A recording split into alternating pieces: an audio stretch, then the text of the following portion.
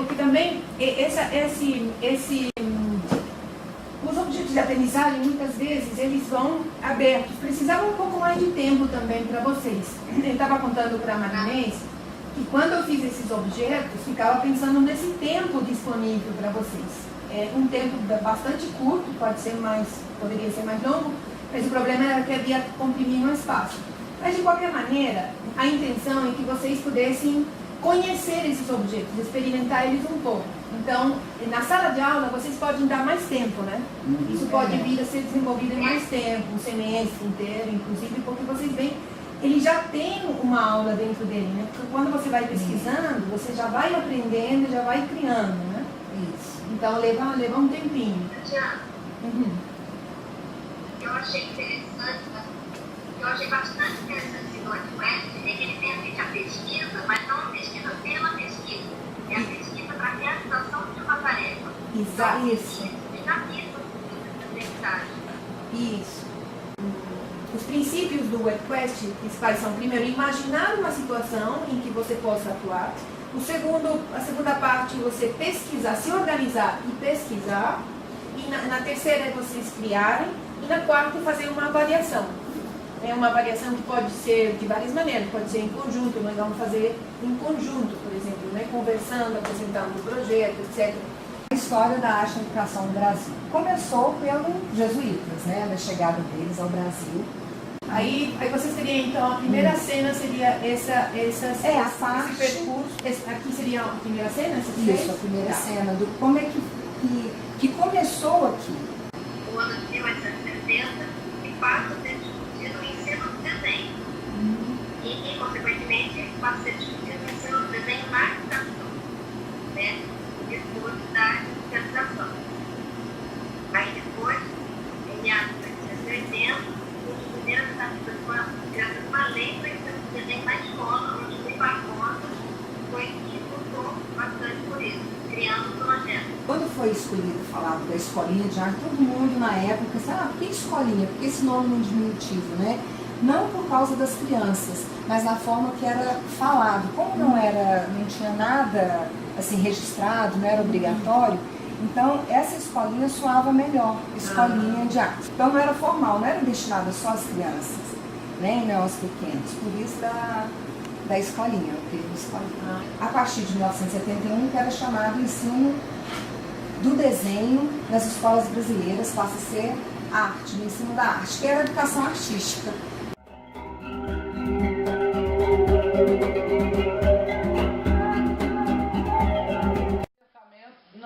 Pensamento diferente eu não digo, mas caminho diferente que pode até chegar num resultado diferente. Como eles não podem chegar num resultado diferente porque o enigma é o mesmo, né? Então eles têm só os caminhos onde eles não chegaram provavelmente no enigma, né? Então a maioria aí não chega nele, né? E aí vai. E eu achei super interessante, achei que para efeito de você pensar numa atividade, num determinado assunto escolar, eu achei super interessante para você até iniciar o debate, para você passar esse negócio como uma atividade para ser feito, para depois trabalhar esses conceitos de verdade, que aí ele já foi estimulado a pesquisar alguma coisa de uma forma diferente. E você pode criar um debate, inclusive, sim, porque cada um caminhou de um jeito, né? Exato. Achei muito interessante. E cada um criou de um jeito também. Porque aí pode imprimir ou pode pegar a carta e você já entrega impressa a carta para eles. E aí pode ser uma carta grande, inclusive, para eles fazerem coisa grande. Os fragmentos, eu acho que trabalhar com fragmento é muito legal para você, que estimula várias possibilidades, conforme a pessoa, ela lê aquilo e ela tem uma ideia, o outro já lê e tem outra ideia. Eu achei muito interessante isso.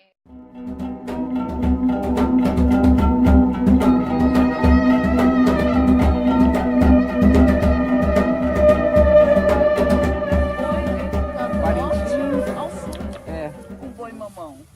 Só muda de nome, mas a lenda é a mesma, que é a da língua e da ressurreição do boi. Vocês sabem da lenda? São os caseiros, um casal, e a mulher estava grávida, com muito desejo de comer a língua do boi.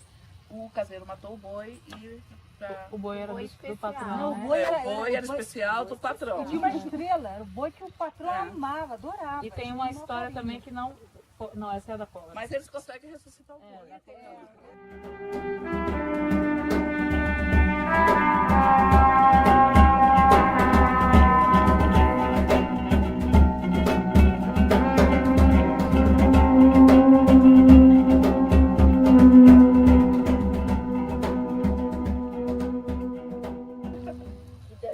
E assim, demorou muito, foi a produção dos desafios.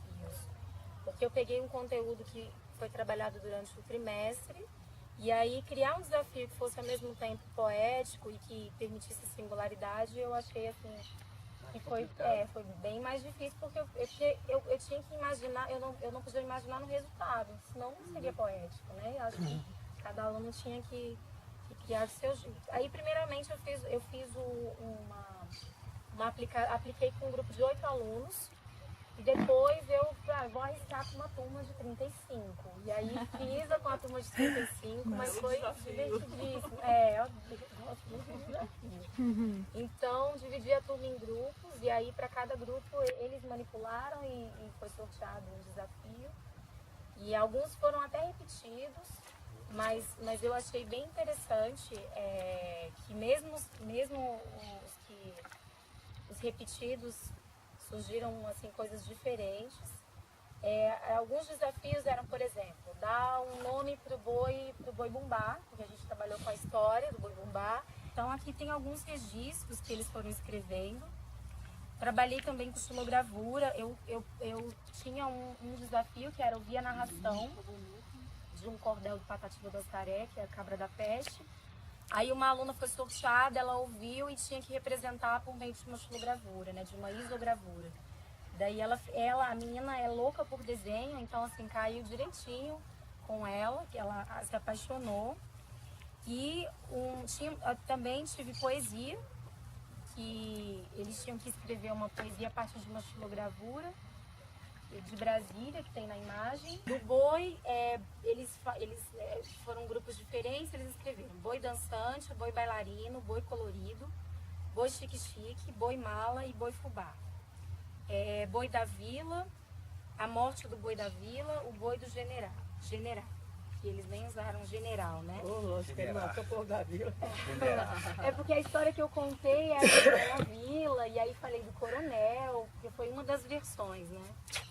A triste história do boi do povão, a morte do boi bumbá, querido boi bumbá, o boi do povão bumbá, o boi do general. Vou passar esse aqui, que tem a xilogravura. E dos vídeos, eu inicialmente, assim, foi bem corrido, e eu, assim, inicialmente não tinha gostado muito do resultado, não. Mas aí, eu vendo ontem as imagens, eu me acabei de rir com algumas cenas, porque alguns desafios... Muito legal. Muito lindo. Muito lindo. Um era para criar um passo de capoeira, e daí eles tinham que explicar o passo de capoeira. Eu fiquei muito medo desse, porque eles começaram a se bater, como se estivessem ensaiando, né? Mas assim, você via que estava no controle, mas a impressão que se alguém chegasse de fora e falar, eles estão brigando. E o outro foi do samba, eles tinham que inventar e apresentar o samba para uma pessoa e apresentar o samba em 3 passos.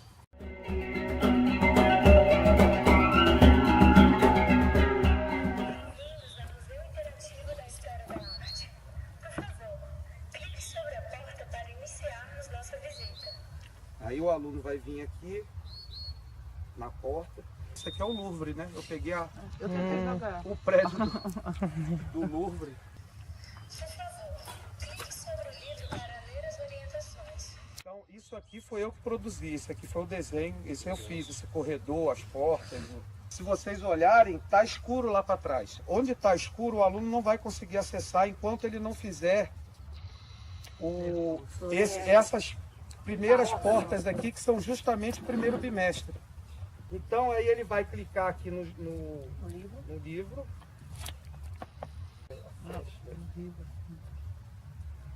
Aí aparece o livro.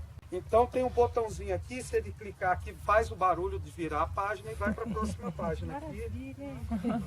E aqui vai explicar tudo que ele precisa ser feito. Inclusive, não sei se vocês viram, tem um e-mail. Inclusive, o nome do e-mail, não sei se vocês repararam, era Curadoria HA, que é Curadoria História da Arte. Que é justamente para os alunos me mandar o trabalho que eles produziram, para que eu possa colocar. Aquele primeiro corredor que apareceu, não dá para acessar a porta ainda, ele é obrigado a passar pelo livro. Só depois, quando ele sair aqui do livro, aí aqui o corredor já está funcionando. Mas se ele clicar em alguma porta, tipo, sem ler o livro, pelo sistema de não vai. Não vai. Ele não entra, ele não acessa. Né? Só tem a imagem. Aí ele vem aqui, no caso aqui, ele pode ir em qualquer porta. E por isso, inclusive, eu falei, no caso aqui, ele faz parte, ele vai decidir o percurso dele dentro do museu. Lógico que ele, por enquanto, só pode andar no primeiro bimestre. Mas ele pode ir em qualquer porta primeiro. Tá? Ele não sabe qual é, então ele vai vir aqui, aí eu vou clicar nessa primeira porta. Quando ele chega na maçaneta ali, aparece a mãozinha. Aí aqui tem a plaquinha, toda essa exposição tem aquela plaquinha alta de acrílico ali. Aí o aluno vai tocar aqui. Se você fosse da pré-história, como gostaria de ser lembrado? Volta para a sala. E agora a ordem também tanto faz. Ele pode clicar em qualquer, que aí ele vai clicar ali, é como se ele saísse da plaqueta e fosse para frente da obra.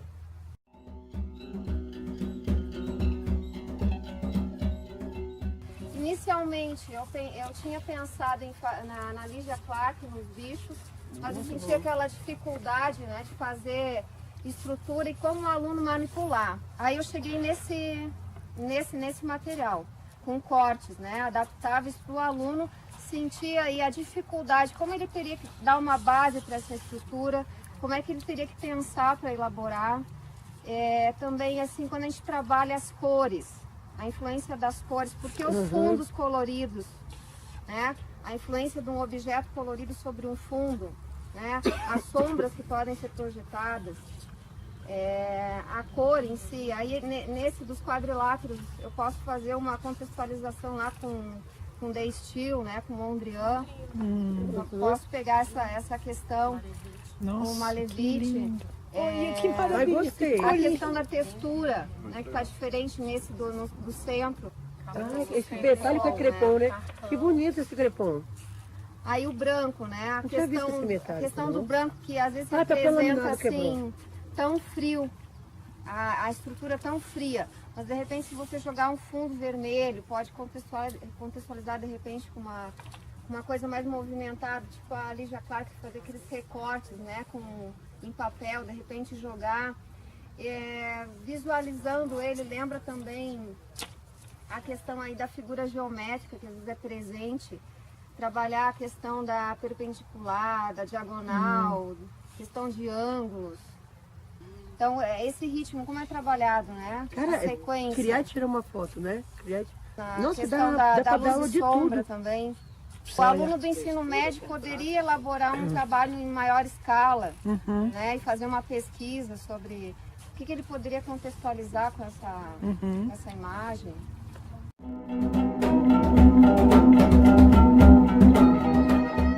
Aí, por exemplo, aqui ele falava sobre os deuses. Aí depois tinha mais uma outra cena. Aí eu perguntava, questionava sobre a mumificação, se eles entendiam, se conheciam alguma coisa sobre o processo de mumificação. E aí a gente ia realmente para a história. Aí começava, aqui. Aí eu começava com outro trecho. E cada momentozinho a gente puxava alguma questão. Quando tem uma cena, aí depois quando termina eu falo, caraca, agora terminou. Aí a gente começa a dialogar sobre uma questão específica, algum conteúdo para depois ir de novo com um trecho, novamente, quando estivesse avançando as fases, etapas. Então, isso aqui tem a cena específica que ela vai encontrar com o irmão dá um susto e tal. Nesse momento que ela encontra o irmão, que assusta com uma múmia, aí eu falei sobre o processo de mumificação. Aí depois mostrei o sarcófago, aí tem um comentário sobre a maldição e tal. Então, a gente tem essa parte toda, né? Esse foi o início da explicação sobre a arte egípcia, então iniciei com isso daqui. Eu finalizei, porque o nome do personagem, do caso do antagonista, da múmia, né, tal, é o Imhotep. E no finalzinho, aí eu pergunto pra ele, será que esse Imhotep realmente existiu? E se ele existiu, será que foi uma múmia amaldiçoada?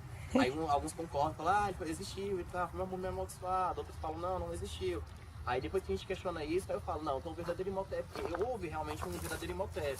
Aí eu mostro um trecho do documentário do Discovery falando que o Imhotep é o primeiro arquiteto da história, fala um pouco sobre o Imhotep, que não tem nada a ver com o Imhotep do filme, assim, como uma atividade avaliativa, né? Aí qual é a ideia? Coloquei que o nome do jogo seria Missão Egito, e aí teria a primeira tarefa deles, a gente ia dividir a turma, vai dividir, porque eu não apliquei ainda, né? Vamos dividir a turma em grupos com 4 alunos. Então cada grupo vai formar uma expedição, né? E depois a gente começa a investigar esses enigmas. A minha ideia é pegar esses enigmas, em vez de deixar eles assim projetados, eu quero fazer ou no tecido, ou então fazer tipo uma espécie de papiro mesmo, papel envelhecido, colocar o que eu vou mostrar agora os enigmas.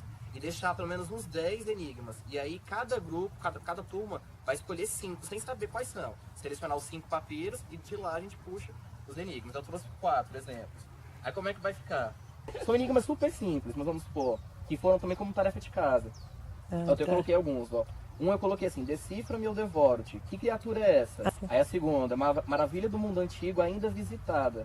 Aí apresente as principais características e funções. Aí ele vai falar qual é essa maravilha do mundo antigo e falar as funções. Regra da pintura egípcia, apresente as principais características. Aí vai falar da lei da frontalidade, comentar sobre isso. E o massa é porque assim, tem letras, vamos supor, o símbolo do E é o mesmo símbolo que é pro I. Então na hora que ele começar a decodificar, se automaticamente ele jogar o E, aí tipo, ele vai ver que naquela palavra não é o E que se encaixa, é o I, ele tem que trocar, entendeu? Então dificulta um pouco.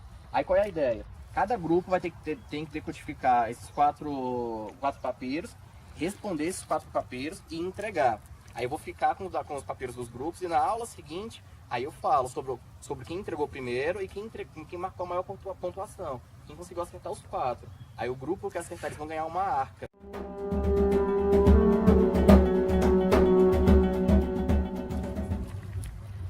Você aplicou depois que a gente fez? Já. Você aplicou depois que a gente fez, né? E teve o problema de demorar muito? Não. Os meninos são mais ágeis que a Porque gente. foram 5 estudantes. Eu apliquei com um grupo de 5 estudantes. Eles são muito afiados. Assim, o professor, porque eu não conhecia, né? Eu dou aula só até o 5º ano. Aí o professor me mandou assim 5 alunos super afiados e eles fizeram as associações, mas teve uma hora que eles fizeram uma associação que eu não previ. Aí eu pensei naquilo que o Daniel falou, né? Dá 1 minuto de associação livre, dá vontade de dar, né? 1 minuto de associação livre. Mas eles se divertiram, sabe? Isso foi legal de ver, assim, que eles estão... eu acho que esse jogo realmente cobre, né? Todos os períodos, né, da história da arte, então isso dificulta um pouco se fosse mais pontual. Enquanto você está dando a disciplina, você fizer um jogo, por exemplo, modernismo, aí você faz um jogo voltado para isso, de repente fica mais fácil, né? Então é um conteúdo que eles viram, sei lá, no primeiro ano, eles tiveram que voltar a ver, voltar a pensar, né? Mas tirando assim, essas dificuldades básicas, foi super divertido, foi bem recebido.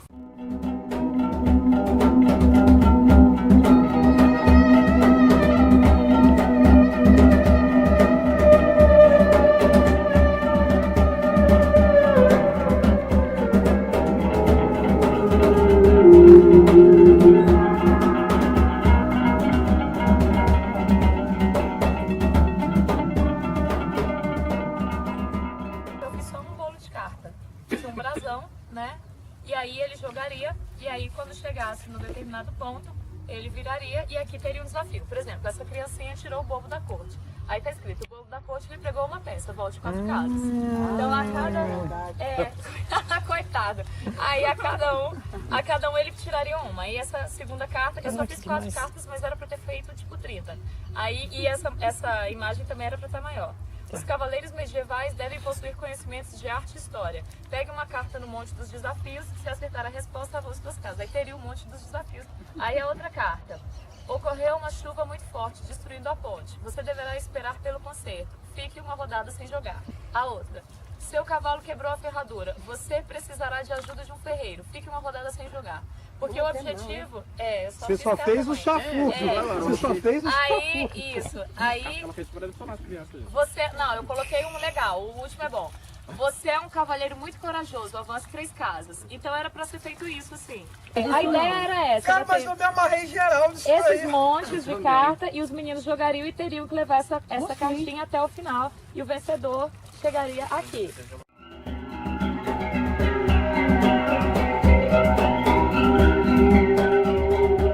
Como eu estou muito muito interessada nessa ideia de museu ou nessa ideia de como você seleciona a obra de arte. Se essa ideia de que há uma curadoria na sua sala, na sua própria classe, na sua aula, quando você escolhe a obra que você vai mostrar para o seu aluno, então eu pensei em como fazer para ter uma espécie de um museu. E aí a minha ideia foi ter as obras de arte em cartinhas, vamos dizer assim, e que os alunos fossem orientados para fazer uma exposição, montar uma exposição. Como ele montaria essa exposição? Em princípio, a minha ideia foi que ele montasse um catálogo. Aí, quando eu trouxe as minhas cartinhas da outra vez, elas estavam muito pequenininhas, eu achei muito difícil de ver a imagem. Então, mudei de ideia, troquei para um negocinho que eu achei um pouquinho maior, mais visível, porque agora até eu estou vendo sem botar o óculos de perto, né? Porque aquela lá eu não estava vendo. Organizei essa parte de cartas que por acaso ficam deitadas. Eu tinha pensado em deixar sempre nesse sentido, mas concluí que não valia a pena. Então, os quadrinhos que ficam em pé eu preferi deixar de lado, né? Fiz um outro que seria mais ou menos a regra do trabalho. Monte a sua exposição. Você é curador e vai montar uma exposição no museu escolar. Dei o nome de museu escolar, que talvez não seja muito bom, mas por enquanto é o que eu estou querendo. Utilizando o acervo do museu. Você vai selecionar as obras de acordo com o seu critério, que deverá ser explicitado no catálogo da exposição. Você vai providenciar a etiqueta de cada obra e o catálogo da exposição deve conter todas as obras que vão fazer parte da exposição. Para selecionar as obras, você pode utilizar alguns dos critérios a seguir ou outros que estabeleça.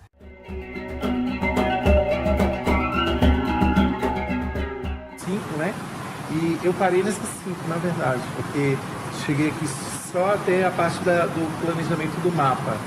Então, seria assim, a primeira é o que você conhece da sua cidade, que era mais para motivar a olhar, né? Saber, porque muitas vezes só andam da escola para casa, são alunos do ensino médio, mas alguns deles ainda não saem muito de casa, assim, alguns dos pais não controlam um pouco isso. Então, para saber o que eles conhecem da cidade.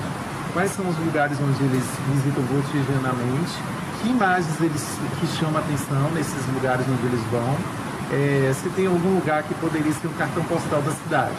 Aí, nesse ponto aqui, eu acabei aplicando para os meninos do primeiro ano, então eu mudei um pouquinho as pesquisas, assim. Eu coloquei isso aqui porque a gente estava trabalhando, eu estava entrando em gravuras, aí eu peguei um pouco da ideia das gravuras. Aí a gente começou a discutir essa coisa da colagem, que algumas fotos têm uma data X e outra tem uma Y, e que você está vendo 2 tempos de imagem. E aí a gente comentou um pouco isso, né? Com a diferença de você estar realmente em um lugar e você simplesmente vê no registro desse lugar.